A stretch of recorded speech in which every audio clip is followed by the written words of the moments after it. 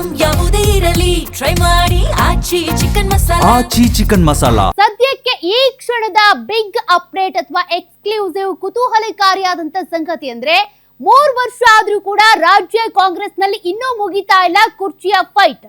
ಈಗಾಗಲೇ 3 ವರ್ಷದ ಸಾಧನಾ ಸಮಾವೇಶವನ್ನು ಕೂಡ ಕಾಂಗ್ರೆಸ್ ಸರ್ಕಾರ ಮಾಡಿದ್ದಾಗಿದೆ. ಒಂದ್ ಕಡೆ ಸಂಪುಟ ಪುನಾರಚನೆ ಫೈಟ್ ಕೂಡ ಇದೆ, ಮತ್ತೊಂದ್ ಕಡೆ ಕುರ್ಚಿ ಕದನವೂ ಇದೆ. ಇದೆಲ್ಲವೂ ಕೂಡ ಯಾವಾಗ ಬಗೆಹರಿಯುತ್ತೆ ಹಾಗಾದ್ರೆ?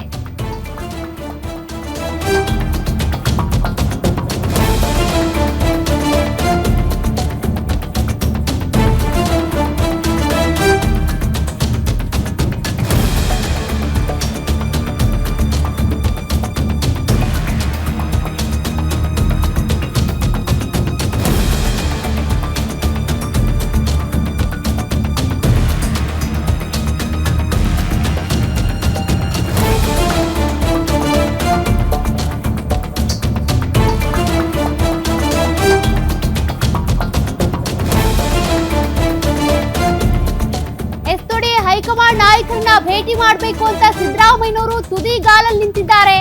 ನಾಯಕತ್ವ ಚರ್ಚೆ ಮಧ್ಯೆನೇ ಸಂಪುಟ ಸರ್ಜರಿಗೆ ಬಿಗ್ ಪ್ಲಾನ್ ಕೂಡ ರೂಪಿಸಲಾಗ್ತಿದೆಯಂತೆ.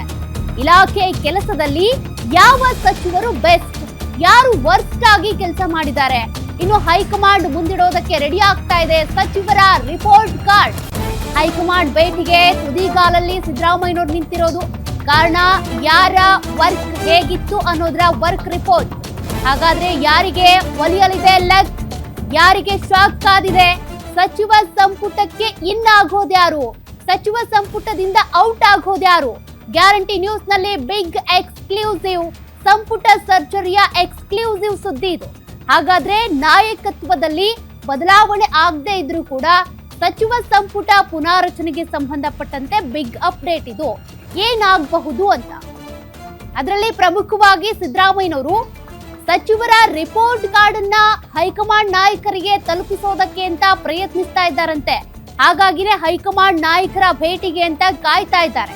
ಹೈಕಮಾಂಡ್ ನಾಯಕರ ಭೇಟಿಗೆ ಅವಕಾಶ ಸಿಕ್ಕ ಕೂಡಲೇ ಸಚಿವರಲ್ಲಿ ಯಾರು ಸರಿಯಾಗಿ ಕೆಲಸ ಮಾಡಿದ್ದಾರೆ, ಅವರ ವರ್ಕ್ ರಿಪೋರ್ಟ್ ಏನು, ಅದರ ಜೊತೆಗೆ ಯಾವ ಸಚಿವರು ಸರಿಯಾಗಿ ಕೆಲಸ ಮಾಡಿಲ್ಲ, ಶಾಸಕರಿಗೆ ಆ ಶಾಸಕರ ಸಮಸ್ಯೆಗಳಿಗೆ ಯಾರು ಸರಿಯಾಗಿ ಸ್ಪಂದಿಸಿಲ್ಲ, ಅದೆಲ್ಲದ್ರ ಬಗ್ಗೆನೂ ಕೂಡ ರಿಪೋರ್ಟ್ ಕೊಡೋದಕ್ಕೆ ಅಂತ ಕಾಯ್ತಿದ್ದಾರಂತೆ.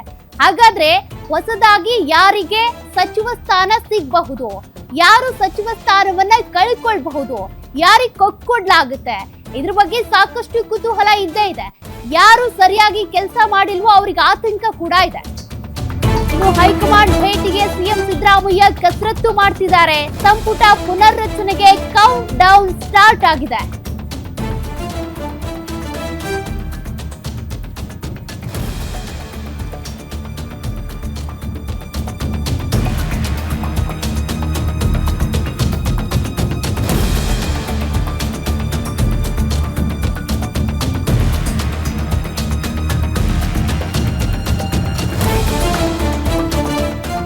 ಸಚಿವ ಸಂಪುಟ ಪುನರ್ರಚನೆಗೆ ಕೌಂಟ್ ಡೌನ್ ಶುರುವಾಗಿದೆ. ಪುನರ್ರಚನೆಗೆ ಒತ್ತಾಯ ಮಾಡ್ತಿರುವಂತ ಹಿರಿಯ ಶಾಸಕರು, ನಮಗೂ ಕೂಡ ಸಚಿವ ಸ್ಥಾನ ಬೇಕು, ಎಷ್ಟು ದಿನ ಅಂತ ಶಾಸಕರಾಗಿನೇ ಇರೋದು ಅಂತ. ಇನ್ನು ಹೈಕಮಾಂಡ್ ಭೇಟಿ ಮಾಡಿ ಒತ್ತಡ ಹಾಕಿದ್ದಂತ ಹಿರಿಯ ಶಾಸಕರು ಮುಂದಿನ ವಾರ ಹೈಕಮಾಂಡ್ ಭೇಟಿ ಮಾಡೋದಕ್ಕೆ ಸಿಎಂ ಸಿದ್ದರಾಮಯ್ಯ ನಿರ್ಧಾರ ತೆಗೆದುಕೊಂಡಿದ್ದಾರಂತೆ.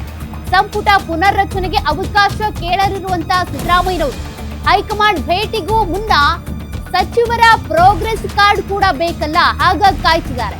ಇಲಾಖೆಯಲ್ಲಿ ಸಚಿವರ ಪ್ರಗತಿ ಆಧರಿಸಿ ಈ ರಿಪೋರ್ಟ್ ಕಾರ್ಡ್ ರೆಡಿ ಆಗುತ್ತೆ.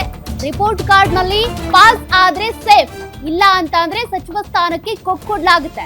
ಹೈಕಮಾಂಡ್ ಓಕೆ ಅಂದ್ರೆ ಜೂನ್ ನಲ್ಲೇ ಸಂಪುಟ ಪುನರ್ರಚನೆ ಫಿಕ್ಸ್. ಹಾಗಾದ್ರೆ ಸಿದ್ದರಾಮಯ್ಯನವರ ನೇತೃತ್ವದಲ್ಲೇ ಸಚಿವ ಸಂಪುಟ ಪುನರ್ರಚನೆ ಆಗುತ್ತೆ ಅಂದ್ರೆ ಡಿಕೆ ಶಿವಕುಮಾರ್ ಅವರ ಕತೆ ಏನು? ಈ ಆಂಗಲ್ ನಲ್ಲೂ ಕೂಡ ಚರ್ಚೆ ಆಗ್ತಾ ಇದೆ. ಸದ್ಯಕ್ಕೆ ಸಿದ್ದರಾಮಯ್ಯನವರಂತೂ ಸಚಿವರ ರಿಪೋರ್ಟ್ ಕಾರ್ಡ್ ಅನ್ನ ಹಿಡಿದು ಹೈಕಮಾಂಡ್ ನಾಯಕರನ್ನ ಭೇಟಿ ಮಾಡೋದಕ್ಕೆ ಅಂತ ಕಾಯ್ತಿದ್ದಾರೆ. ಸದ್ಯ ಈಗ ಇಲಾಖಾವಾರು ಆಯಾ ಸಚಿವರ ರಿಪೋರ್ಟ್ ಕಾರ್ಡ್ಗೆ ಅಂತ ವೇಟ್ ಮಾಡ್ತಿದ್ದಾರೆ. ಆ ರಿಪೋರ್ಟ್ ಕಾರ್ಡ್ ಆಧಾರದಲ್ಲೇ ಅವರ ಸ್ಥಾನ ಕಂಟಿನ್ಯೂ ಆಗುತ್ತಾ, ಆ ಸ್ಥಾನಕ್ಕೆ ಬೇರೆಯವರನ್ನ ರೀಪ್ಲೇಸ್ ಮಾಡಲಾಗುತ್ತಾ, ಅದ್ರ ಬಗ್ಗೆ ಚರ್ಚೆ.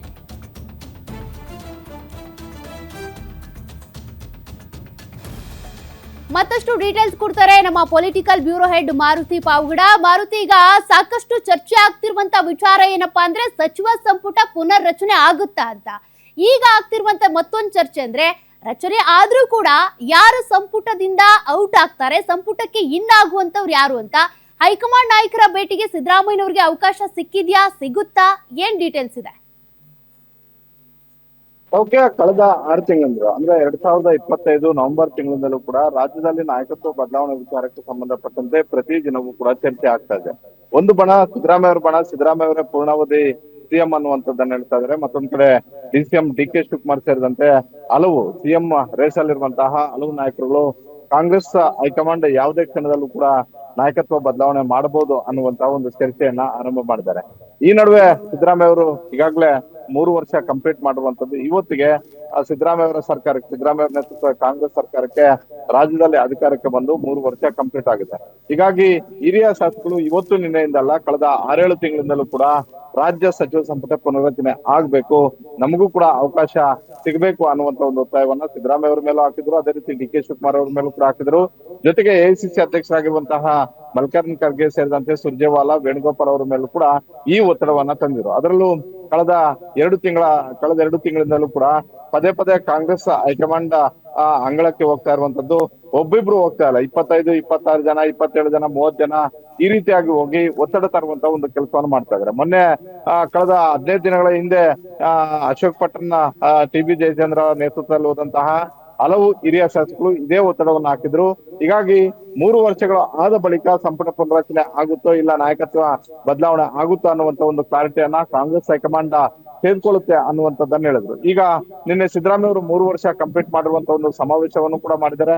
ಈ ನಡುವೆ ಸಿದ್ದರಾಮಯ್ಯ ಅವರು ದೆಹಲಿಗೆ ಹೋಗಿ ಸಂಪುಟ ಪುನರ್ರಚನೆಗೆ ಗ್ರೀನ್ ಸಿಗ್ನಲ್ ತೆಗೆದುಕೊಳ್ಬೇಕು ಅನ್ನುವಂತ ಒಂದು ನಿರ್ಧಾರವನ್ನ ಮಾಡಿದ್ದಾರೆ. ಸಹಜವಾಗಿ ಕಾಂಗ್ರೆಸ್ ಹೈಕಮಾಂಡ್ ಮುಂದೆ ಸಿದ್ದರಾಮಯ್ಯ ಅವರು ಹೋದಾಗ ಪ್ರೋಗ್ರೆಸ್ ರಿಪೋರ್ಟ್ ಅನ್ನ ಕೇಳುವಂತಹ ಒಂದು ಪ್ರಕ್ರಿಯೆ ಇತ್ತು. ಅದು ಕಾಂಗ್ರೆಸ್ ಸರ್ಕಾರ ಅಂತಲ್ಲ, ಬೇರೆ ಯಾವುದೇ ಸರ್ಕಾರ ಇದ್ರೂ ಕೂಡ ಸಹಜವಾಗಿ ಸಚಿವರನ್ನ ಕೈ ಬಿಡುವಂತ ಒಂದು ಸಂದರ್ಭದಲ್ಲಿ ಅವರು ಇಲಾಖೆಯಲ್ಲಿ ಕಾರ್ಯವೈಖರಿ, ಅವ್ರ ಮೇಲೆ ಕೆಲ ಬಂದಿರುವಂತಹ ಒಂದು ಆರೋಪಗಳು, ಅವರು ಪಕ್ಷಕ್ಕಾಗಿ ಮಾಡಿರುವಂತಹ ಒಂದು ಸಂಘಟನೆ, ಈ ವಿಚಾರಗಳ ಬಗ್ಗೆ ರಿಪೋರ್ಟ್ ತೆಗೆದುಕೊಂಡು ಒಂದು ವೇಳೆ ಅದರಲ್ಲಿ ಪಾಸ್ ಆಗದೆ ಇದ್ರೆ ಅಂತವರನ್ನ ಕೈ ಬಿಡುವಂತ ಒಂದು ಸಾಧ್ಯತೆಗಳು ದಟ್ಟವಾಗಿರ್ತವೆ. ಇವತ್ತು ಸಿದ್ದರಾಮಯ್ಯ ಅವರು ಕೂಡ ಅದನ್ನೇ ಮಾಡ್ತಾ ಇದ್ದಾರೆ. ಆ ಸಚಿವರ ಪ್ರೋಗ್ರೆಸ್ ರಿಪೋರ್ಟ್ ಅನ್ನ ಸಂಗ್ರಹ ಮಾಡುವಂತಹ ಕಾಂಗ್ರೆಸ್ಗೆ ಅವರ ಕಾಣಿಕೆ ಏನು, ಅವ್ರ ಮೇಲೆ ಬಂದಿರುವಂತಹ ಒಂದು ಆರೋಪಗಳೇನು, ಎಲ್ಲಾ ವಿಚಾರಗಳನ್ನ ಕಾಂಗ್ರೆಸ್ ಹೈಕಮಾಂಡ್ ಅಂಗಳಕ್ಕೆ ತೆಗೆದುಕೊಂಡು ಹೋಗೋದಕ್ಕೆ ಸಿದ್ದರಾಮಯ್ಯ ಅವರು ರೆಡಿಯನ್ನ ಮಾಡ್ಕೊಂತಾ ಇರುವಂತದ್ದು. ಬಹುತೇಕ ಮುಂದಿನ ವಾರ ಸಿದ್ದರಾಮಯ್ಯ ಅವರು ಹೋದಾಗ ಸಂಪುಟ ಪುನರ್ರಚನೆಗೆ ಗ್ರೀನ್ ಸಿಗ್ನಲ್ ಕೊಟ್ಟಿದ್ದಾದ್ರೆ ಡಿ.ಕೆ. ಶಿವಕುಮಾರ್ ಅವರು ಇನ್ನಷ್ಟು ದಿನಗಳ ಕಾಲ ಕಾಯಲೇಬೇಕಾಗಿರುವಂತಹ ಒಂದು ಅನಿವಾರ್ಯತೆ ಬರಬಹುದು. ನಾನು ಡಿ.ಕೆ. ಶಿವಕುಮಾರ್ ಒಬ್ಬರೇ ಅಂತ ಹೇಳ್ತಿಲ್ಲ. ಡಿ.ಕೆ. ಶಿವಕುಮಾರ್ ಅವರ ಆದಿಯಾಗಿ ಪರಮೇಶ್ವರ್ ಆಗಿರ್ಬೋದು, ಬೇರೆ ಬೇರೆ ನಾಯಕರುಗಳು ತೆರೆಮರೆಯಲ್ಲಿ ಯಾರೆಲ್ಲ ಕಸರತ್ತುಗಳನ್ನ ಮಾಡ್ತಾ ಇದ್ದಾರೆ ಅವರು ಇನ್ನಷ್ಟು ದಿನಗಳ ಕಾಲ ಕಾಯುವಂತಹ ಒಂದು ಪರಿಸ್ಥಿತಿ ನಿರ್ಮಾಣ ಆಗ್ಬೋದು. ಒಟ್ಟಾರೆ ಮುಂದಿನ ವಾರ ಸಿದ್ದರಾಮಯ್ಯ ಅವರು ದೆಹಲಿಯ ಹೈಕಮಾಂಡ್ ಭೇಟಿಗೆ ಹೋಗ್ತಾ ಇರೋದ್ರಿಂದ ಅವತ್ತು ಸಿದ್ದರಾಮಯ್ಯ ಅವರ ಸಂಪುಟ ಪುನರ್ರಚನೆಗೆ ಒತ್ತಾಯವನ್ನ ಮಾಡೋದ್ರಿಂದ ಅದಕ್ಕೆ ಒಪ್ಪಿದ್ದೆ ಆದ್ರೆ ನಾಯಕತ್ವ ಬದಲಾವಣೆ ಇಲ್ಲ ಅನ್ನುವಂತ ಒಂದು ಸಂದೇಶ ರವಾನೆ ಆಗುತ್ತೆ.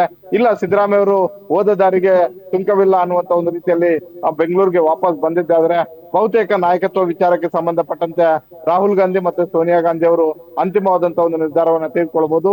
ಆಗ ನಾಯಕತ್ವ ವಿಚಾರಗಳು, ನಾಯಕತ್ವ ಪ್ರಕ್ರಿಯೆಗಳು ಇನ್ನಷ್ಟು ರಾಜ್ಯ ರಾಜಕಾರಣದಲ್ಲಿ ಗರಿಗೆದರುವಂತ ಒಂದು ಸಾಧ್ಯತೆ ಇರುತ್ತೆ. ಸೌಖ್ಯ.